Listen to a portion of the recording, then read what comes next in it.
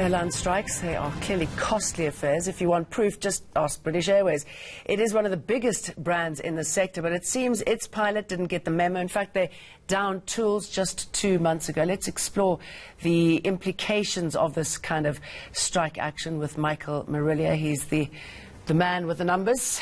What are we looking at here? Very good morning, Jane. We just wanted to compare the strikes that have happened in Europe with the strike that we are now seeing at SAA, and just see what kind of lessons we can draw from those experiences. You mentioned British Airways, so let's focus very quickly on that strike which occurred in the second week of September this year. This was a pilot strike, and as you mentioned, Jane, British Airways, one of the biggest brands when it comes to airlines around the world. 2,300 flights were actually affected.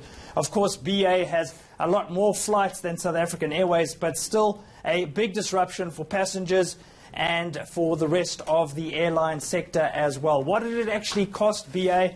Well, rough estimates suggest it was about 2.3 billion rand. And remember, Jane, this strike was over within the space of 2 days. So just 48 hours, costing BA 2.2 billion rand. It's also affected Lufthansa. This is the German national carrier, again, one of the biggest airlines on the European continent. And we saw a strike just last week, the 7th to the 8th of November. Cabin crew deciding to go on strike at Lufthansa. Around about 1,300 flights were affected, some of them delayed, some of them cancelled, and again it came at a cost around about 10 million euros for 2 days worth of strike action, translating, Jane, to about 160 million rand. So costly affairs, and perhaps this SAA strike giving South Africa's government some pause for thought, Jane. Remember, the British government decided to privatise